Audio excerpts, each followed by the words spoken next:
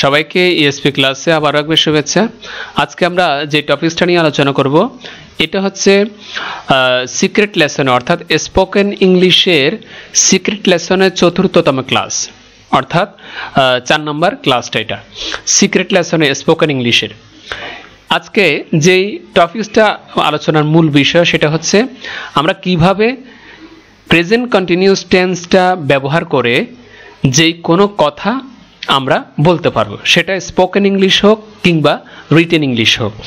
এখন present continuous টেন্সে যত ধরনের চলমান কথাবার্তা আছে, যে সমস্ত কাজগুলো চলমান রানিং আছে, ওই সমস্ত কথাগুলো কি কি হতে পারে বা কেমন হতে পারে সেটা আমরা প্র্যাকটিক্যালি দেখব এবং কোন কোন ফরম্যাটে এটা আমরা প্র্যাকটিস করব, কি ধরনের সাবজেক্ট দিয়ে প্র্যাকটিস করব সেটাও আজকে দেখব। আমাদের যে স্ট্রাকচার আমরা মূলত এই সমস্ত চলমান কথাগুলো, বর্তমানের যত ধরনের চলমান কথা আছে বা কাজ আছে, এগুলো আমরা যে ফরম্যাটে ব্যবহার করব বা প্র্যাকটিস করব, এই ফরম্যাটটা হচ্ছে পারসন প্লাস এম অথবা ইজ অথবা are plus verb plus I N G. এটা হচ্ছে আমাদের মূল স্ট্রাকচার। অর্থাৎ সাবজেক্ট যেটাই হোক অথবা পারসন যেটাই হোক এখানে বসবে। এরপর এই পারসন অনুসারে পারসন যদি সিঙ্গুলার হয় তাহলে সিঙ্গুলার এম ইজ আর, এই তিনটার ভিতরে যেটা সিঙ্গুলার সেটা বসবে। আর যদি পারসন যদি প্লুরাল হয় তাহলে অক্সিলিয়ারি ভার্ব কি হবে? প্লুরাল বসবে। এরপরে মূল ভার্ব বসবে, তার সাথে আইএনজি যুক্ত হবে। এটা হচ্ছে আমাদের মূল স্ট্রাকচার। এখন আসি পারসনগুলো কি কি বসাতে পারি। যেমন pronoun I, we, you, you, he, she, they এবং ইট। এছাড়াও আমরা যে কোনো নামও বসাতে পারি, যে কোনো নাম, অথবা যাকে উদ্দেশ্য করে কোনো কাজ করা হচ্ছে কিংবা যার মাধ্যমে কোনো কাজ করা হচ্ছে তাকেও আমরা সাবজেক্ট হিসাবে এই পার্সনের জায়গায় কি করতে পারি? বসাতে পারি। এখন আসো প্র্যাকটিক্যালি আমরা যে মূল বিষয়টা প্র্যাকটিস করব, অর্থাৎ যেটা করলে আমাদের মুখের জড়তা কেটে যাবে, যে কোনো কথা আমরা রানিং অর্থাৎ বর্তমান চলছে এমন যত সব বাংলা কথা আছে এগুলো আমরা কিভাবে ইংরেজিতে বলতে পারবো, কোন ফরম্যাটে বলতে পারবো, এটা হচ্ছে এগুলো। যেমন আই অ্যাম ডুইং, আমি ডুইং ভার্বটা দিয়ে কি করলাম? সবগুলো সেন্টেন্স সাজালাম। আই অ্যাম ডুইং, আমি করছি অথবা আমি করতেছি। উই আর ডুইং, আমরা করছি অথবা আমরা করতেছি। ইউ আর ডুইং, তুমি করছো অথবা তুমি করতেছ। ইউ আর ডুইং, তোমরা করছো অথবা তোমরা করতেছ। হি ইজ ডুইং, সে করছে অথবা সে করতেছে, সেটা পুরুষের ক্ষেত্রে। এরপর শি ইজ ডুইং, সে করছে অথবা সে করতেছে নারীদের ক্ষেত্রে। নারীদের ক্ষেত্রে এটা শি বসেছে আর পুরুষের ক্ষেত্রে হি বসেছে। এরপর হচ্ছে third person plural they are doing, তারা করছে তারা করতেছে, যে কোনো একটা, তুমি করছে বললেও হবে অথবা করতেছে বললেও হবে। ইট ইজ ডুইং, ইহা করছে অথবা ইহা করতেছে। এইভাবে তুমি কি করবে? বারবার এটা প্র্যাকটিস করবে, চেষ্টা করবে যে এক নিঃশ্বাসে এটা পুরোটা শেষ করার জন্য, এক নিঃশ্বাসে।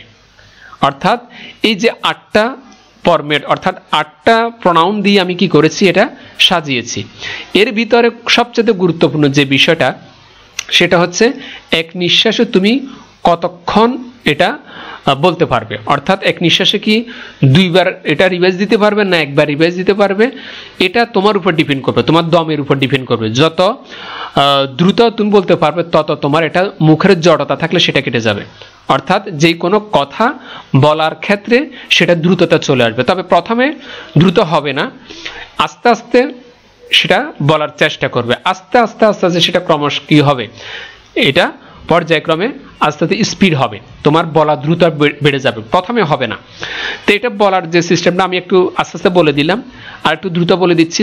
যেমন আই এম ডুইং আমি করছি, উই আর ডুইং আমরা করছি, ইউ আর ডুইং তুমি করছো, ইউ আর ডুইং তোমরা করছো, হি ইজ ডুইং সে করছে, শি ইজ ডুইং সে করছে, দে আর ডুইং তারা করছে, ইট ইজ ডুইং ইহা করছে। এভাবে তুমি বলার জন্য দ্রুততা সহিত বলার জন্য চেষ্টা করবে, তবে প্রথমে আস্তে আস্তে চেষ্টা করবে।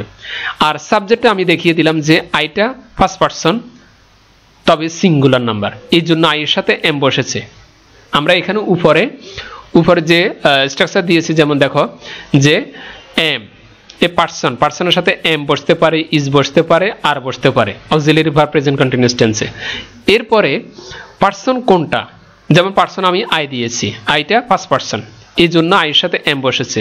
উই ফার্স্ট পারসন তবে প্লুরাল, সেই জন্য অর্থাৎ সাবজেক্ট যদি প্লুরাল হয় তাহলে অক্সিলারি ভার্ব কি হবে, প্লুরাল হবে। সাবজেক্ট যদি সিঙ্গুলার হয় তাহলে অক্সিলারি ভার্ব কি হবে, সিঙ্গুলার হবে। এটা হচ্ছে মূল কথা। যেমন থার্ড পারসনে হি শি, এটা হচ্ছে থার্ড পারসন সিঙ্গুলার, এই জন্য ইজ বসেছে।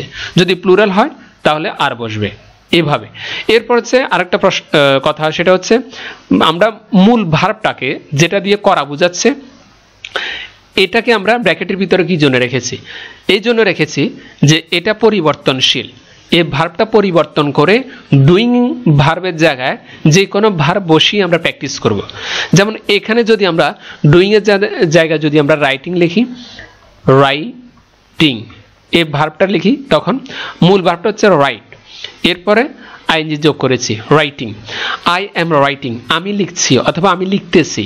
উই আর রাইট আমরা লিখছি, উই আর রাইটিং আমরা লিখছি অথবা আমরা লিখতেছি। ইউ আর রাইটিং তুমি লিখছো অথবা তুমি লিখতেছো, এইভাবে তুমি প্র্যাকটিস করবে ভার্ব পরিবর্তন করে। এটা এক নিঃশ্বাসে একবার প্রথমে, এরপর আস্তে আস্তে বাড়াবে, চেষ্টা করবে এক নিঃশ্বাসে দুইবার, এক নিঃশ্বাসে তিনবার। যখন তিনবার হয়ে যাবে তার মানে তোমার অনেক স্পিড চলে আসছে। এইভাবে এটা প্র্যাকটিস করবে ভার্ব দিয়ে। এখন আসো একটা সেন্টেন্স যদি আরো মেকিং করে দেখিয়ে দিই। যেমন আমাদের মূল স্ট্রাকচার কি ছিল, প্রথমে পার্সন বসবে, তারপর পার্সন অনুসারে অর্থাৎ সিঙ্গুলার হলে ইজ বসবে, আর প্লুরাল হলে আর বসবে। এটা হচ্ছে আমাদের মূল নিয়ম, কিন্তু এমটা হবে শুধুমাত্র আই এর সাথে, ঠিক আছে, আই এর সাথে শুধু এম হবে। এরপর হচ্ছে মূল ভার্ব, তারপর এটার সাথে কি যোগ হয়, আই এন জি। ওকে, এখন আসো দেখো আমাদের ফরম্যাটটা এটা, আই এম ডুইং আমি করছি অথবা আমি করতেছি। এখন আই এর জায়গায় যদি আমি করিম দিই, যে কোনো একটা নাম দিতে পারি। যেমন করিমটা হচ্ছে থার্ড পারসন, এই জন্য ইজ বসেছে। থার্ড পারসন সিঙ্গুলার নাম্বার, তাও একজন করিম।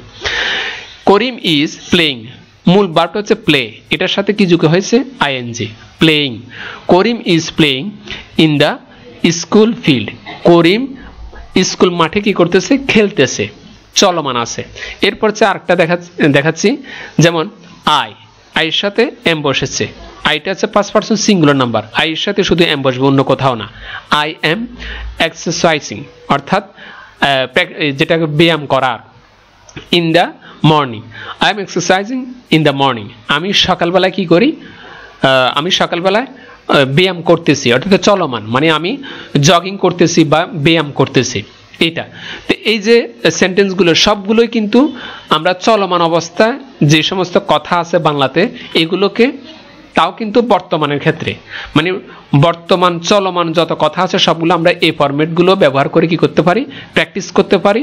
এতে আমাদের স্পোকেন ইংলিশ যেমন শক্ত হবে, তেমনি আমাদের রিটেন ইংলিশও কি হবে, প্র্যাকটিস হয়ে যাবে। আমরা এছাড়াও ভার্ব ব্যবহার করতে পারি, যেমন গো, এই গো ভার্বটা দিয়ে প্র্যাকটিস করতে পারি। যেমন going, come, coming, drink, drinking, eat, eating, read, reading, play, playing, sing, singing, তারপর write, writing, choose, choosing, draw, drawing.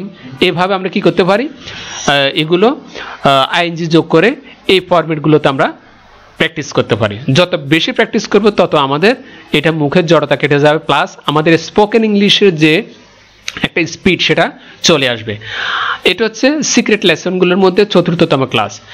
এইভাবে শুধুমাত্র যত ধরনের ভার্ব আছে, অ্যাকশন ভার্ব, এই অ্যাকশন ভার্বগুলো আমরা এই ডুইং এর জায়গায় কি করব, ডুইং এর জায়গায় বসিয়ে আমরা প্র্যাকটিস করতে থাকবো, আর কোনো কিছু পরিবর্তন করা লাগবে না।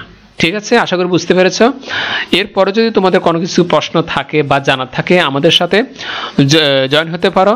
ফেসবুক গ্রুপ আছে আমাদের, নাম হচ্ছে ইএসপি ক্লাস অফিসিয়াল গ্রুপ, এই নামে ফেসবুকে গ্রুপ আছে, এখানে জয়েন হতে পারো।